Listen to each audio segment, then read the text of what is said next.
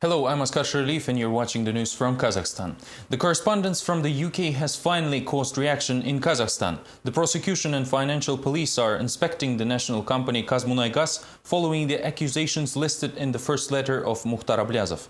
On Thursday, the newspaper Respublika unveiled a new message from the ex-banker, this time compromising joint stock company Kazmunaygas Exploration and Production. Along with President Nazarbayev's son-in-law Timur Kulibayev, the enclosed documents mention the names of its partners. On February 18, the president of company Kazmunaygas, Karygeldi Kabuldin, informed the press that prosecutors are inspecting the national company because of a letter sent by Mukhtar Ablyazov. The ex-banker has published documents incriminating Kazmunaygas as well as president's son-in-law Timur Kulibayev. I think someone else should comment to what extent these actions are legal. The prosecutor's office is inspecting our company and we will publish results after they will be done here. I have nothing more to say on the issue. Mukhtar Ablyazov has already published 3 letters, all supported with documents exposing Timur Kulibayev as a recipient of vast profits. The latest letter, dated February 16, talks about operations with securities of Kazmunaygas Exploration and Production Company. The state share of the company was diluted from 96 to 60%. As a result, Kulibayev obtained a major part of the enterprise through the participation of Vizir Holding, writes Mukhtar Ablyazov. Kabuldin refused to comment on this information, saying that he has not received the 3rd letter yet.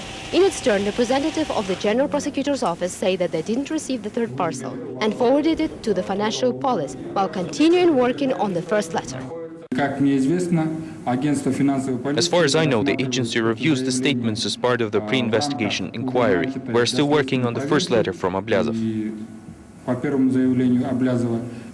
The ex-banker's 3rd letter mentions some new names such as Kulibayev's companion Aydan Karibzhanov and Nikolai Varenka. They own large stakes in the company Vizir Holding. The brokers made more than $800 million through the bonds issuing, being the chief financial operator of Kazmunaygas subsidiary. According to Ablyazov documents, another subsidiary of the holding, the company Vizir Capital, has made $31 million for its services during the denationalization of Kazmunaygas Exploration and Production Company. Vizir's representatives do not deny obtaining such fees yet. The company's leadership promised to comment on the situation in the coming days.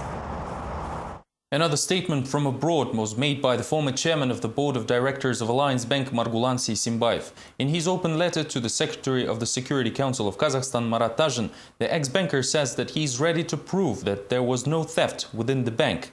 The letter was published on Thursday in the newspaper Svoboda Slova.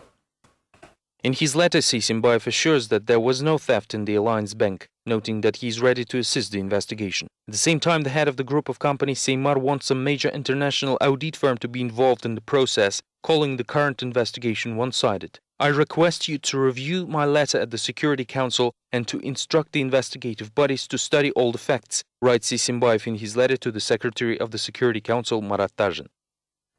Even the Prime Minister of Kazakhstan received the letter on Thursday. It was written by the scientists of the country who complained that while the fund of the first president announces competitions for best research and development projects among the youth, the already employed scientists are not receiving their salaries.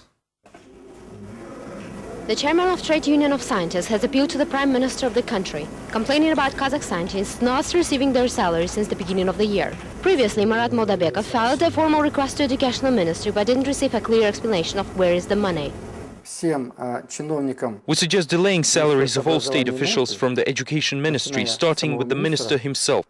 The delay of salary payments, problems with housing and never-ending reorganization of research institutes, these are the problems scientists have to deal with while replenishing the country's intellectual reserves. The fund of the first president is holding contests for young scientists, while the head of the state himself said several times that Kazakh science needs new young specialists.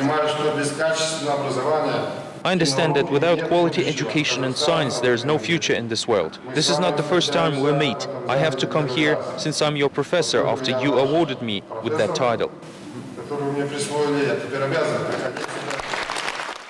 Paul Alexiuk is one of the winners of the contest held by the fund of the first president. He was paid $2,000 for the invention of medicine that eliminates complications after the vaccination against the bird flu. The 27-year-old biologist is waiting for his salary just like the rest of the scientists.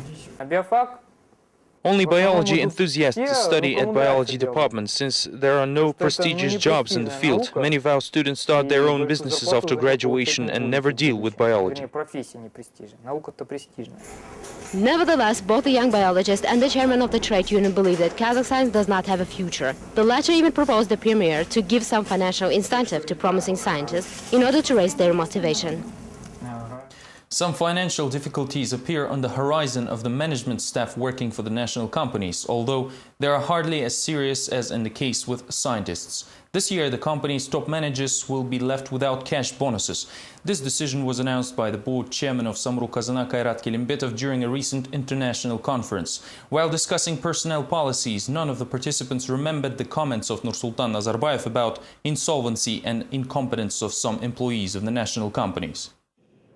International Conference on the Human Capital Development is seen by many as a reaction to the president's criticism. Russian experts spoke about the personnel purity and human resources management. Their main audience were the staff of two national companies, Kazmunaygaz and Samru-Kazana. Just recently, Nursultan Nazarbayev criticized tribalism practice in their top management as well as high salaries paid in these organizations. Representatives of the companies, though, are sure that their staff is being paid adequately. I think there were enough processes on salaries reduction. People should receive adequate wages.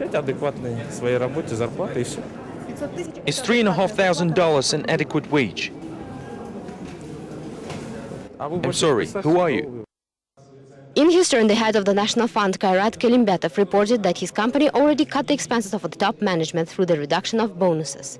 Both in the corporate center and in national companies, there will be no bonuses for managerial staff until the end of 2010. This is a firm policy of our shareholder, which is the government, and we will adhere to it.